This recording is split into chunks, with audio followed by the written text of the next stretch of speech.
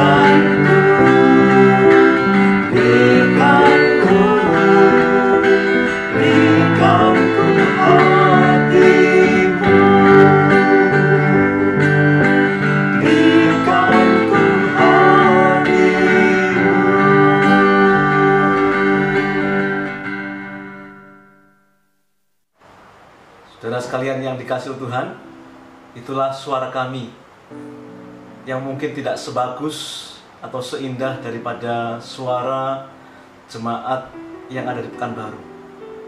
Tetapi biarlah ini juga mencerminkan sebuah kerinduan kita bersama, bahwa kita harus memiliki hati, tangan, kaki, dan mata seperti Tuhan Yesus, agar supaya Tuhan berkenan memakai kehidupan kita dan kita juga boleh dapat menjadi berkat bagi banyak orang, bagi kemuliaan Tuhan.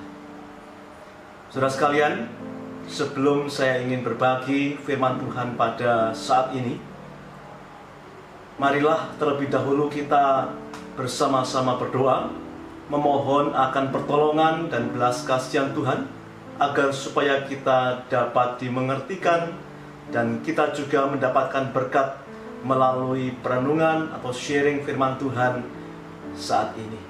Mari kita berdoa terlebih dahulu. Ya Tuhan, Allah yang kami kenal di dalam nama Tuhan Yesus Kristus, sungguh alangkah sukacitanya kami memiliki Engkau, ya Tuhan. Tuhan yang begitu mengasihi kami, yang memelihara hidup kami, yang memberkati kami. Kasih-Mu tiada terkira, ya Tuhan. Hari ini kami juga bersyukur setelah sekian tahun lamanya kami tidak berjumpa dengan jemaat-Mu yang ada di Pekanbaru. Hari ini kami dapat berkomunikasi, menyapa, berbagi kehidupan dan firman, sekalipun melalui sebuah video streaming yang kami lakukan. Ini merupakan sebuah kesempatan yang begitu indah, yang melebihi daripada kesenangan dunia ini. Ya Tuhan, berkatilah pertemuan dalam acara Sapa Sahabat Kristus, sehingga kehidupan kami semakin dibangunkan, sehingga hidup kami juga terus-menerus diperbaharui, dan kami boleh dapat menyenangkan hati-Mu. Kiranya sapaan demi sapaan setiap harinya dapat menyegarkan dan membangun iman kami. Terima kasih ya Tuhan. Sebentar kami akan membaca dan membagikan firman-Mu. Kiranya Roh Kudus membimbing kami sekalian untuk memahaminya. Terima kasih ya Tuhan. Demi nama Tuhan Yesus Kristus, kami berdoa dan memohon. Amin. Saudara sekalian, izinkan saya hari ini men-sharingkan firman Tuhan, yaitu yang bertemakan bagaimana kita dapat hidup taat kepada Allah. Saudara, saya ingin mengawali sharing ini dengan sebuah cerita. Ada 3 orang tentara yang sedang berdiri di sebuah geladak kapal induk. Tiba-tiba sang komandan berteriak, "Tiarap!" 2 di antara ketiga orang tersebut kemudian tiarap. Tetapi orang yang ketiga, dia berbalik untuk mengetahui apa sebenarnya yang terjadi. Namun sayang, saat dia berbalik, tepat saat dia berbalik, sebuah rudal datang dan mengenai dirinya. Dia pun akhirnya tewas. Saudara, di dalam cerita ini sebenarnya mengandung 2 filosofi. Filosofi yang pertama adalah filosofi Ibrani, yaitu yang mengatakan kita harus taat terlebih dahulu, barulah mengerti alasannya. Sedangkan filosofi yang kedua adalah filosofi Yunani, yang mengatakan bahwa mengerti lebih dahulu, barulah memutuskan untuk taat atau tidak. Saudara sekalian, 2 di antara ketiga tentara itu telah memutuskan untuk taat sebelum ia mengetahui apa alasannya. Tetapi orang yang ketiga, dia adalah orang yang ingin mengetahui lebih dahulu apa alasannya dia harus taat dan tiarap. Dia ingin mengetahui lebih dahulu, barulah kemudian ia akan memutuskan apakah dia harus taat atau tidak. Saudara sekalian yang dikasihi Tuhan, sebenarnya kalau kita mengkaitkan cerita tersebut dengan kehidupan kita, bagaimana sebenarnya ketaatan kita kepada Allah? Apakah kita sudah menjadi orang yang benar-benar taat kepada Allah? Saudara sekalian yang dikasihi oleh Tuhan, sebenarnya bagaimanakah kita bisa taat kepada Allah? Saudara, Ibrani pasal yang ke-11 ayat yang pertama mengatakan bahwa iman adalah dasar daripada segala sesuatu yang kita harapkan dan bukti daripada segala sesuatu yang tidak kita lihat. Dengan kata lain, bahwa kita harus memiliki iman sebagai dasar ketaatan kita. Saudara, tanpa memiliki iman, maka kita tidak mungkin akan taat kepada Allah. Mengapa demikian? Karena dengan iman kita percaya bahwa Allah itu ada. Dan dengan iman kita percaya bahwa Allah itulah yang menciptakan langit dan bumi dan seluruh isinya, bahkan juga termasuk kita. Dan bahkan kita percaya bahwa Allah mengasihi kita. Saudara sekalian, kita juga percaya dengan iman bahwa Allah juga berkuasa atas hidup kita. Saudara sekalian, saya percaya bahwa hanya orang-orang yang memiliki iman yang demikianlah dia akan dapat taat kepada Allah. Tetapi yang menjadi masalah adalah mengapa ada orang yang percaya bahwa Tuhan itu ada, percaya bahwa Allah itulah yang menciptakan langit dan bumi dan seluruh isinya dan bahkan mengasihi kita, percaya bahwa Allah itulah yang menguasai hidup kita. Tetapi mengapa sekalipun mereka percaya kepada Allah yang sedemikian rupa, masih ada orang-orang yang belum juga taat kepada Allah? Saudara sekalian yang dikasihi oleh Tuhan, sebenarnya tidak lain oleh karena mereka tidak memiliki iman yang sungguh-sungguh kepada Allah. Sekalipun mereka percaya, tetapi mereka tidak sungguh-sungguh percaya kepada Allah. Mereka hanya percaya, asal percaya. Tetapi sebaliknya, mereka bukan percaya kepada Allah, tetapi percaya kepada diri mereka sendiri dan mengandalkan diri mereka sendiri. Saudara sekalian yang dikasihi oleh Tuhan, ada begitu banyak perintah, nasihat, kebenaran firman Tuhan telah disampaikan kepada kita. Tetapi mengapa masih banyak orang yang belum taat kepada Tuhan, sekalipun mereka percaya bahwa Allah adalah pemimpin mereka? Saudara sekalian, misalkan saja Ibrani pasal yang ke-10 ayat 25 mengatakan, janganlah hendaknya kamu menjauhkan diri dari pertemuan-pertemuan ibadah. Saudara, apakah setiap orang Kristen sudah taat kepada Allah, yaitu di dalam hal beribadah kepada Allah?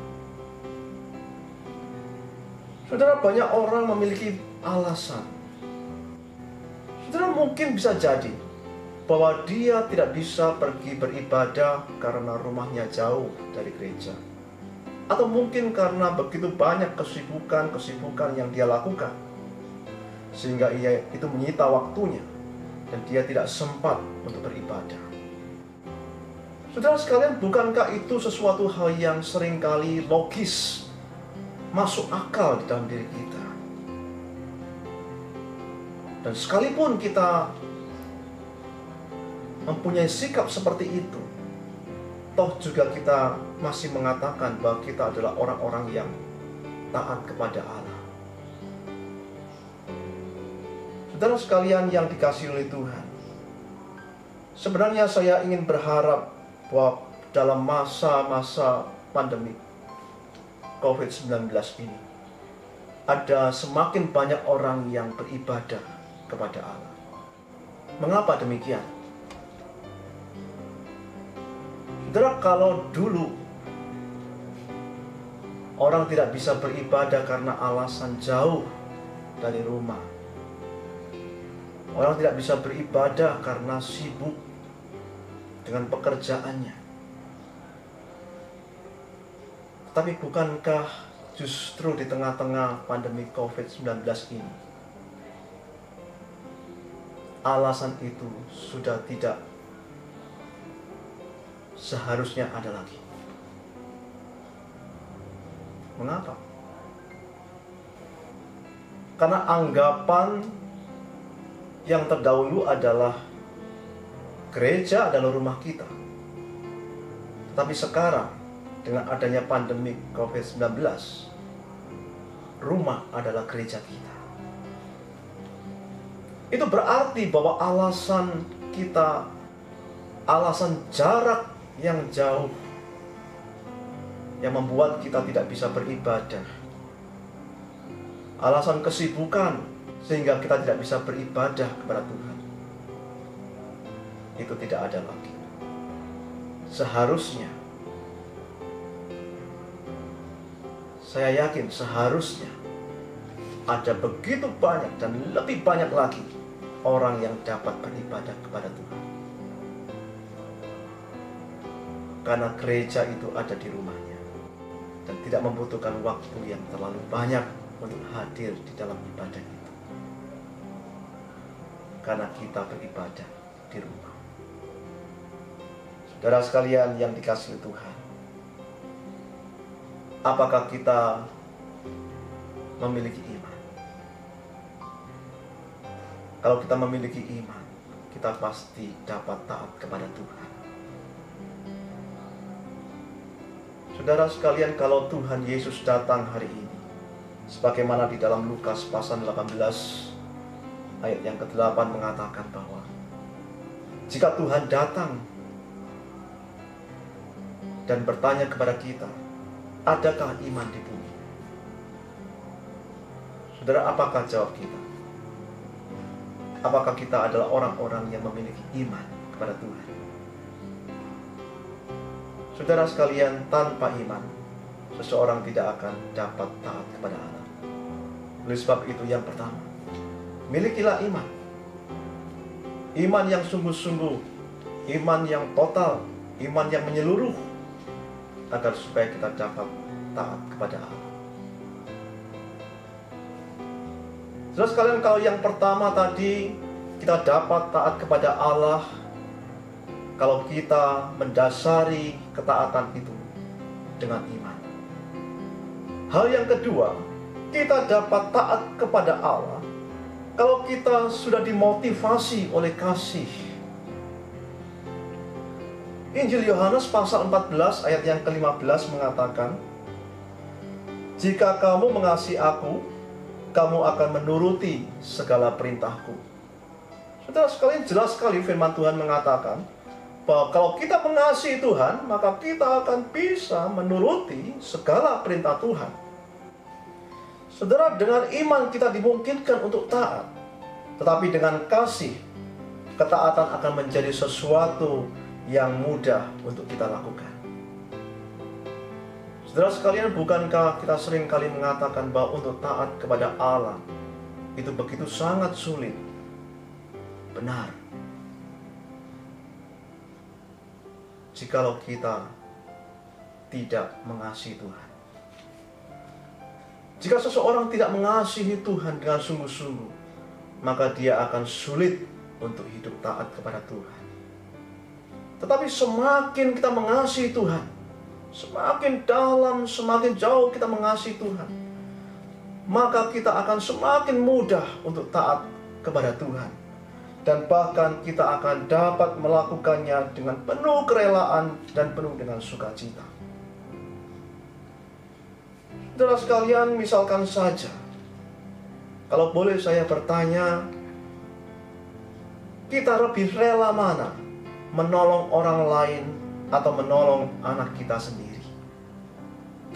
Saya percaya saudara akan menjawab bahwa pastilah kita lebih mudah untuk menolong anak kita sendiri daripada menolong orang lain. Saudara, mengapa demikian? Jawabnya sederhana. Oleh karena kita jauh lebih mengasihi anak kita daripada orang lain. Sehingga apapun yang diperlukan oleh anak kita, kita dapat mengusahakan sedemikian rupa. Bukan hanya harta uang kita yang bisa kita keluarkan, kita korbankan untuk membantu anak-anak kita. Tetapi tenaga, perasaan, hidup kita curahkan agar supaya anak-anak kita dapat melanjutkan kehidupan dan meraih kehidupan masa depannya dengan lebih baik. Saudara sekalian yang dikasihi oleh Tuhan, apakah semua itu kita lakukan dengan terpaksa? Tidak.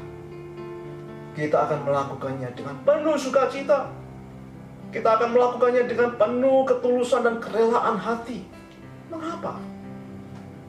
Karena kita begitu mengasihi Dia. Tetapi jangankan seluruh harta kita korbankan. Sedikit uang pun kita tidak akan rela untuk mengorbankan, untuk memberikannya kepada orang lain yang tidak kita kasihi. Saudara, di dalam Kejadian pasal yang ke-22 ayat yang ke-12, di sana menyebutkan bahwa Abraham sebenarnya begitu mengasihi Allah. Abraham bukanlah hanya seorang yang taat dan beriman kepada Allah, tetapi Abraham adalah orang yang benar-benar mengasihi Allah dengan sungguh-sungguh.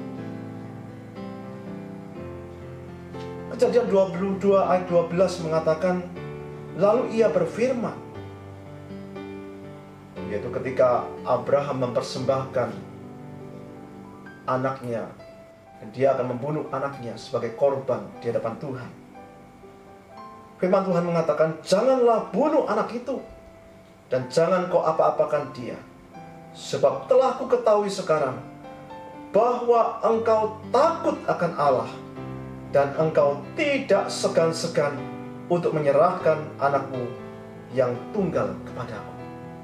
Saudara sekalian, sebenarnya Ishak anaknya adalah merupakan harapan daripada kehidupan Abraham satu-satunya.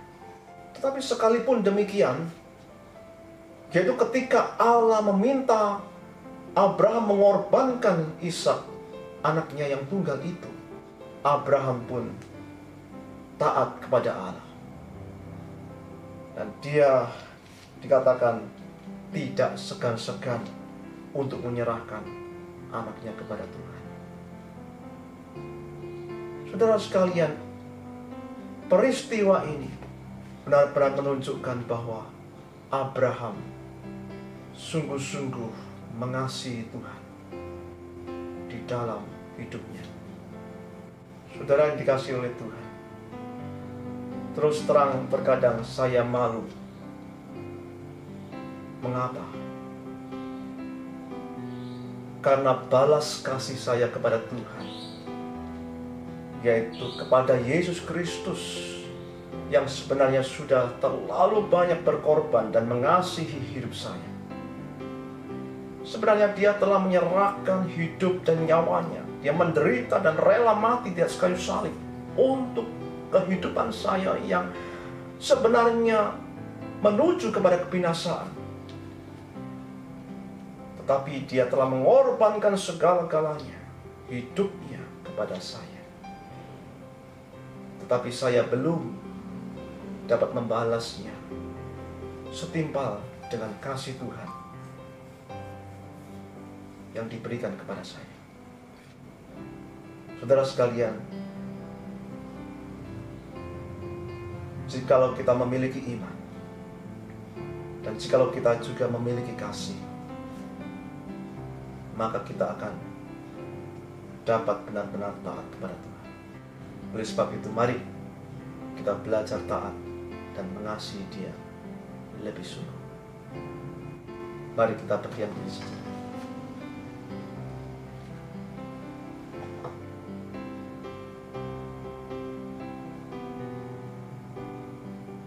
Saudara sekalian, marilah kita bersama-sama menyanyikan satu lagu, Mengasihi lebih sungguh.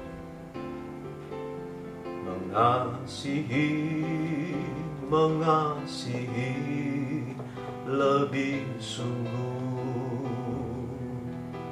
Mengasihi lebih sungguh. Tuhan lebih dulu mengasihi kepadaku, mengasihi lebih sungguh.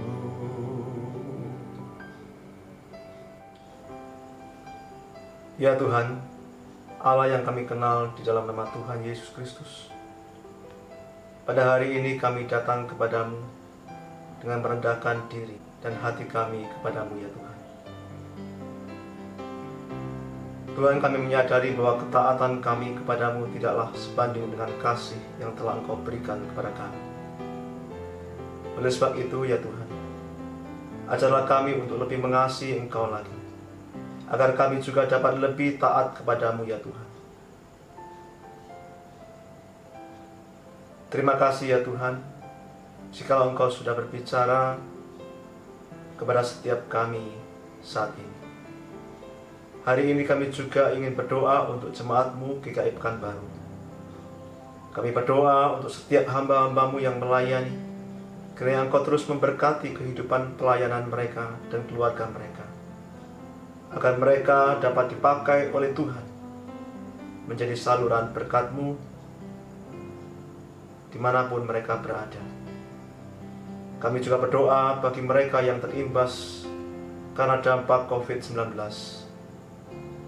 Kami mohon kiranya Tuhan tetap menyertai dan memberkati kehidupan mereka. Sekalipun pergumulan-pergumulan yang mereka hadapi tidak mudah, tetapi kami percaya kekuatan dan sukacita Tuhan selalu mengiring di dalam sepanjang kehidupan mereka. Terima kasih ya Tuhan. Jika sebentar kami akan kembali melaksanakan tugas dan tanggung jawab kami masing-masing, kiranya anugerah, sukacita, dan damai sejahtera senantiasa mengiring di dalam sepanjang kehidupan kami. Terima kasih ya Allah. Demi nama Tuhan Yesus Kristus, kami berdoa. Amin. Saudara sekalian, perjumpaan kita pada hari ini sampai di sini. Bila saudara memiliki pergumulan atau tantangan masalah yang perlu untuk kami doakan, silakan saudara menyampaikannya kepada kami, agar supaya kami dapat mendoakan saudara-saudara, dan kiranya Tuhan selalu menyertai dan memberkati saudara sekalian. Salam bagi saudara semua. Tuhan Yesus memberkati kita sekalian. Amin.